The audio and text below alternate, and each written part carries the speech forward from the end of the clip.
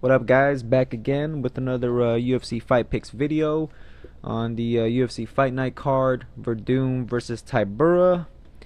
Let's go ahead and get started here with these picks. But short disclaimer, I didn't study the card all that much, so it's going to be a lot of quick picks and a lot of just what I seen throughout some fights. So let's go ahead and get started here on the Fight Pass prelims. We got Anthony Hamilton versus Adam Weeksarek. So if you guys haven't noticed something about the mic quality here, my stand broke, so I'm actually having to hold on to the mic. So yeah, the volume's gonna be a little iffy maybe, but it'll be all right. But anyways, so Hamilton versus Adam here. Very easy fight to predict. Very good quick pick here. I'm picking Adam. Hamilton, well, actually this fight should have happened I think like 2 or 3 cards ago, but anyways, Hamilton was gonna retire. They gave him another shot to fight Adam, but that fight had to get canceled because of some some sort of issue Adam had or something like that. But anyways, they rebooked the fight, and I'm gonna give you guys the same pick. I'm picking Adam by knockout. Hamilton has a really bad chin. I mean, everybody knows this guy has a bad chin. If he does win, he's gonna make it a very dirty fight. He's gonna be more than likely taking this guy down. So if he wins, well, if he's able to take a punch, then you never know. Maybe he can win the fight with his wrestling. But at the same time, I see Adam also has some submissions in his record. So even on the ground, Adam has that submission threat. But I mean, more than likely, Adam's just gonna knock out Hamilton very quickly in the fight. Probably first or second round knockout. Like I said, Hamilton, his chin is pretty bad. So I mean, I'm just gonna keep that going. So I'm picking Adam, and I think he wins first round knockout. Next fight, Janelle Loza versus Eric Shelton. Didn't really study the fight too much. I know Loza's a striker, and Shelton is a good wrestler. I'm not sure how good his striking is. I think it's decent. It's not bad. Let me just check his fighter page here. They mark him as striking on here, but I know he has takedowns in his fights. And obviously he's more of the takedown artist here between both these guys. I said right here, I feel this is a good matchup for me because Janelle just wants to box, and I can take the fight anywhere. Pretty much he's saying that he's gonna pretty much go for those takedowns. This guy has lost both of his fights in the UFC, both by split decision. So yeah, this guy's in close fights, and I think I think he's tired of that shit. I think he's gonna want to make this a very one-sided type of fight, which means he's gonna have to resort to that wrestling. As you guys can see, I mean, he goes for those takedowns. His takedown average is 2.5, accuracy 35%. So yeah, he's gonna go for those takedowns. He's gonna mix it up. Like I said, Janelle Loza, he's primarily a striker, a good boxer. I think he's a former pro boxer or something like that. Coming off a loss to Biblatov. Got controlled on the ground, so we know this guy's takedown defense can be exploited. Yeah. So yeah, I'm gonna go ahead and just pick Eric Shelton on this one. If Loza is able to keep the fight on the feet, though, he could come out on top. But I think Shelton's gonna be able to get him on the ground at least a couple times, and he'll be able to win the round. So I'll pick Shelton by decision. Next fight, we got Alex Chambers versus Nadia Kassem. This is the Fight Pass featured fight. I'm going to go to take Kassem because I was watching the weigh-ins, and they were saying Chambers actually hasn't fought in like, in a while. I think they said it was like 800 days. Long layoff. Wow, that actually is true. She hasn't fought since 2015, pretty much over 2 years ago, and she lost to Paige Van Zandt. Her last win was against Kaylin Curran, who is very inconsistent. And this girl is now 39 years old. So she's actually pretty old. She's not the oldest female fighter in the UFC, but I think she's probably like the second oldest or third oldest. Actually, she doesn't look that bad, but she is getting up there in age. Her opponent, Nida Kassem, is a striker. And she's making her UFC debut here. Very young, 22 years old. Summary is box and wrestling, aka boxing and wrestling. Let's see. They got some different language going on up in here. I think they forgot to translate the page here. Yeah, well, whatever. They mixed it up there. Anyways, primarily she's a striker. She has all wins by first round knockout. She's beating very low level competition though, but from what I see and what I hear, her striking is decent enough. And Chambers, getting older, I mean, how much can we really trust her off that long layoff? Also, I mean, it's pretty hard to trust Chambers on this one. So I'm gonna go ahead and just take the newcomer here, Kassem, and I'll go ahead and say, I mean, she's a finisher, so you never know, there could be a finish, but it's a female fight. But at the same time, Chambers has been finished before. Usually it's by submission, but you never know. So I'm going to go ahead and just take Kassem by, I'm going to say, third round knockout. I think she's going to just beat up Chambers, and eventually Chambers is going to want to give up. And yeah, Kassem stops her in the third round. Alright, now for the FS1 prelims, we got Damian Brown versus Frank Camacho. Very close fight. Camacho is the slight favorite here. Negative 140. Damian Brown's coming off a nasty knockout. Got knocked out in the first round. Camacho is a power puncher, so that's obviously a worry here in the fight. But Damian Brown, this guy, he's one of those fighters that comes at you. Good cardio, good pressure. Also, Camacho didn't make weight. He weighed in at 160 when I was watching the weigh-ins. I forgot to mention that also for the I think Shelton also. I think Shelton didn't make weight. Actually, you know what? I'm wrong about that one. I forgot to mention also that Nadia Kassem here didn't make weight either. She weighed at 120. She's going to be a bit bigger. So Camacho, obviously him not making weight, he weighed in at 160, could affect the cardio, but it could also, at the same time, also make him the fresher fighter. But yeah, this is just a very close fight. I don't really feel too good about either guy, but if I had to pick someone that has some value, it would have to be Damian Brown. So I'm gonna go ahead and pick Brown on this one purely because of his value, and he obviously is fighting in Australia. Camacho, this guy gasses. Him having to make the weight cut also. I think he was fighting at 170, and I guess this is his first time cutting to 155. He wasn't able to make the weight. I think that is going to affect them.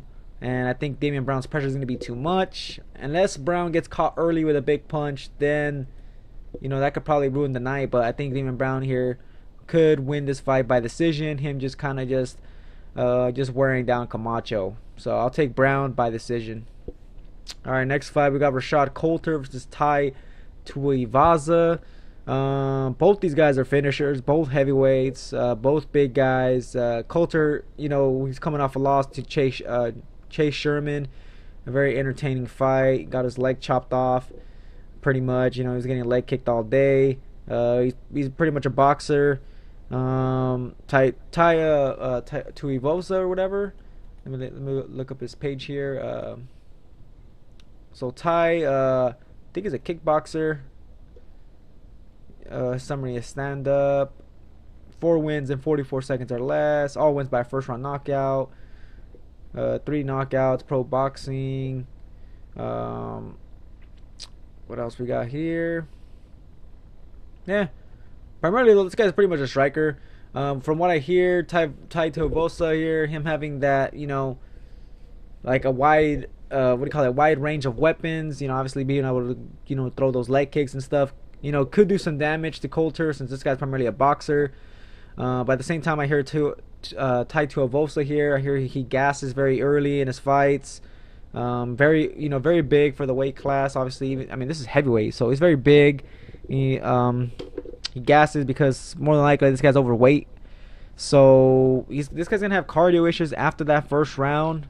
So I feel like Coulter here would be the fresher fighter, and he would have the cardio advantage. But at the same time, I think Ty could take him out early in the first round. I mean, let me look at that again. Was that all wins in the first round? Let me look at that shit again. Let me look at that shit again.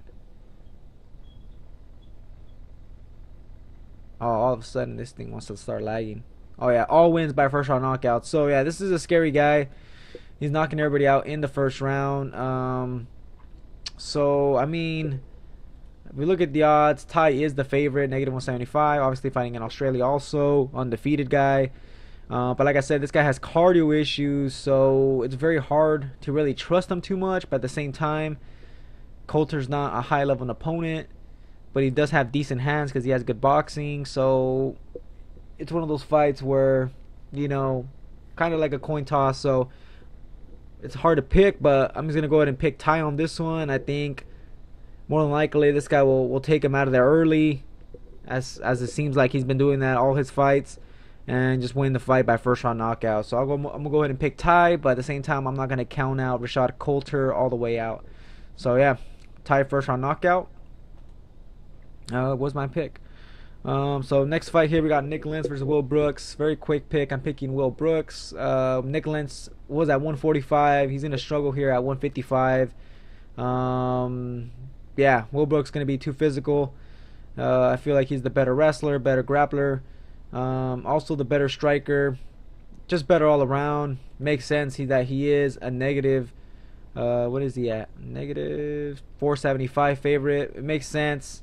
Feels like it's too high, but it makes sense that he's a big favorite here. You know, he should dominate this fight, but at the same time, I don't see him doing overly, you know, too much. But I see him winning the fight here by decision. So Brooks by decision. All right, next fight, featured fight on the FS1 prelims. We got Ryan Benoit versus Ashkan Mokhtarian. I'm gonna go ahead and take Benoit on this one. This guy's a heavy-handed flyweight. He didn't make weight. Also, he weighed in at 130. A lot of these guys in the card here did not make weight. But yeah, Ashkan Mokhtarian. This guy is just trash. Very low level fighter. Benoit here is -270. He's not even the greatest fighter either, but he's -270 over this guy. So you know Mokhtarian's got to be trash. Mokhtarian got destroyed by Moraga. He's a finisher, but yeah, I don't see him doing anything to Benoit here. I feel like Benoit will outstrike him, and Benoit also has a wrestling background, even though he doesn't really use it.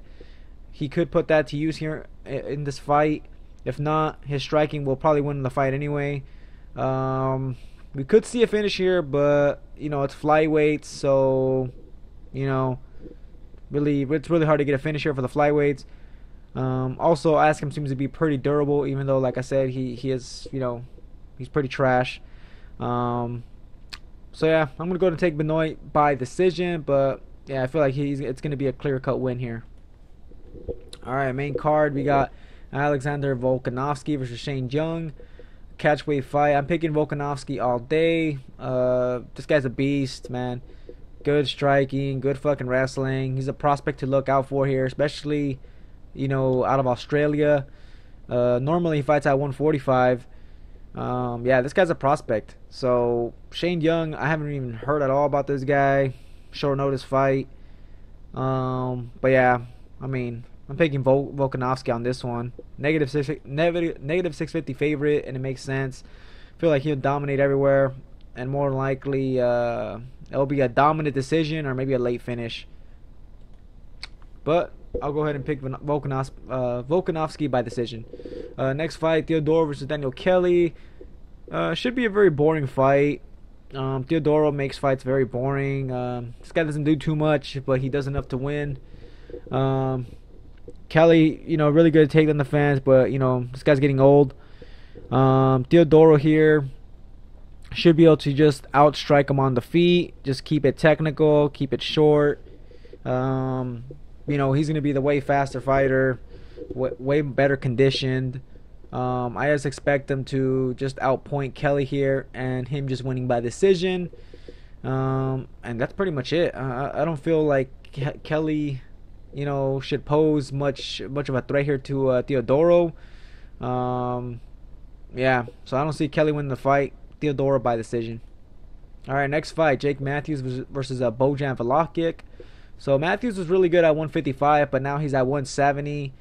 Let's go ahead and just open up both these guys' pages here. Some of you guys may know Bojan because he got beat up by Darren Till. Jake Matthews, this guy was a prospect. Actually, he's still kind of a prospect at 23 years old, but he was a big prospect before. But anyways, this guy's coming off 2 losses now. He got knocked out in the first round against Kevin Lee, and he lost a split decision loss to Andrew Holbrook, who isn't that good, but he's a good wrestler. Sorry about that. Anyways, so yeah, this guy's 2-fight losing streak, and he hasn't fought in a year. Bojan, this guy's a big welterweight, so right away he's gonna have the strength advantage. He's gonna be the more physical fighter here, I would say. Striking, grind, wrestling power. He's on a 2-fight losing streak, but he lost his last fight against Darren Till. Last one was against Nico Musoke.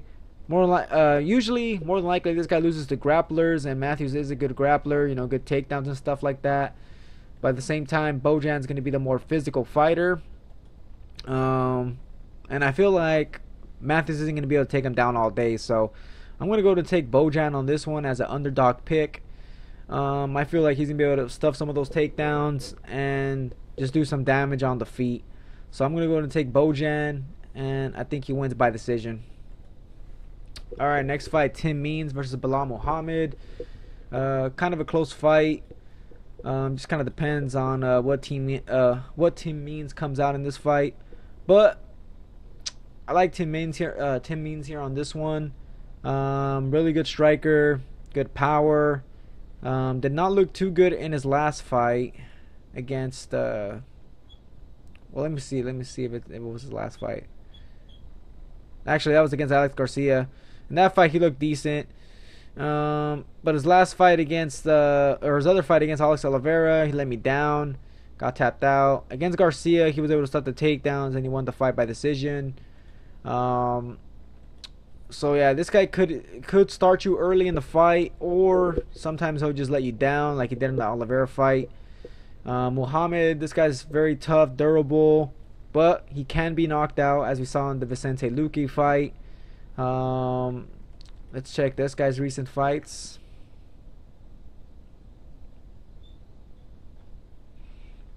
So yeah, this guy beat Jordan Mean, who was once regarded a good prospect, and he also beat Randy Brown.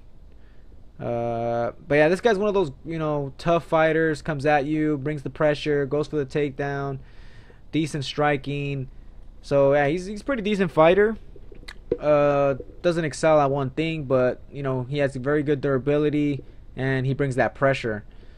Tim Means, though, this guy, if he lands early, he could knock out Belal Muhammad. So I feel like Tim Means here is gonna come out a fight. At the same time, I was watching some interview where it says first of all, this guy's coming in kind of short notice.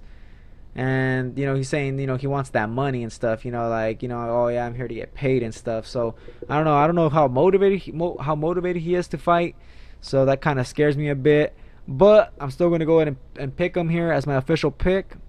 So I'll go ahead and pick Tim Means here, and I say he'll get it done by knockout.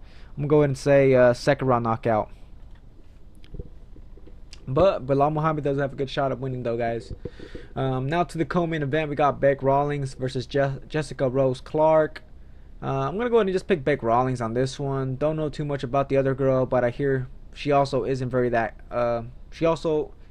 good, like a lot of these other fighters. So yeah, I'm gonna pick Bec Rawlings on this one. Bec Rawlings also isn't very good, but she's moving up a weight class, so I expect her to look a lot fresher, having not having to deal with the weight cut and stuff. So I expect a better Bec Rawlings here. She has decent boxing that she's gonna be able to put to use here in this fight. So I would say she's probably the better striker here out of the two. And yeah, I think she probably just makes it a fun fight, just keeps it all stand up, and just wins this fight by decision. So I'll take Beck Rawlings by decision. All right, now we're on to the main event here, guys. We got Fabricio Werdum versus Marcin Tybura. Let's go ahead and look up these guys' recent fights. So obviously Werdum's obviously the veteran here, former UFC champion, and Tybura is one of these newcomers here, ranked number 8. You know, he's on the come up. This guy's hungry. Wants that belt also. Werdum's coming off obviously that first round finish over Walt Harris. Before that, he lost to Alistair Overeem. And yeah, getting a little bit older now, 40 years old. Not Werdum. Marcin Tybura here, 32 years old. Submissions, ground and pound. 3-fight win streak. He actually beat Arlovsky by decision. I actually thought Tybura would be able to knock that guy out, but Arlovsky was actually able to survive there. Still lost the fight, but whatever, you know, he was able to survive, didn't get knocked out in that fight. But before that, this guy, you know, was knocking people out. He lost to Timothy Johnson in his UFC debut. But after that, I mean, he knocked out Victor Pesta with a nasty head kick, and then he also TKO'd or knocked out Henrique. I think it was on the ground with some ground and pound. And of course, recently he beat Arlovsky by decision. Yeah, I feel like this guy is able to win the fight here against Werdum. He has good striking, good wrestling, good submission game. You know, he's very well rounded. And obviously Verdum's a beast too, but you know, he is getting older. And I feel like the stand-up here, it's going to be close. I feel like the stand-up here is going to be close. I'm going to go ahead and just give Tybura the stand-up advantage. Obviously, the ground game all goes to Werdum, but Tybura is also decent on the ground. So I expect Tybura to keep the fight on the feet and just win by win on the feet with his striking. So I'm picking Tybura here, guys, as another underdog pick. Oh crap! I picked that. I clicked that by mistake. Let me go back here. Okay, here we go. Clicking the odds. So yeah, Tybura is a plus 280. Verdum's 340, negative 340. So obviously Verdum's the favorite for the reason, but I'm picking Tybura. I think he's gonna be able to get it done. I think he can clip that chin from Werdum, do some damage. It's a 5-round fight, so we'll see how his gas tank holds up. I'm gonna go ahead and pick Tybura as the underdog pick here. So yeah, I'll pick Tybura to win. I'm gonna go ahead and say, you know, I'd say he can get a finish here. So I'm gonna go ahead and say 3rd round knockout. So Tybura, 3rd round knockout. All right, guys. So that does it for my picks. I'm gonna go ahead and give you guys now my top 3 most confident picks, which I think I've been doing pretty good lately. I forgot how good I did on the last card as far as my most confident picks. I don't think I did that bad, but usually with my top 3 picks, I'm pretty on point. So most confident pick would have to be Adam Wieczorek. I really think he's gonna get that knockout, and yeah, I feel very confident in that. So he's gonna be my first most confident pick. Next would have to be Will Brooks winning the fight. Very confident in that. And finally, obviously the biggest favorite here on the card, Volkanovski. So those 3 guys are my top 3 most confident picks on the whole card. Least confident pick would have to go to, this guy could fuck me up, Tai Tuivasa. He's one of my least confident picks. Another one, let's go ahead and just give you guys another one. Least confident pick, I don't know, I'm pretty confident in Tybura. I'm pretty confident in him. So maybe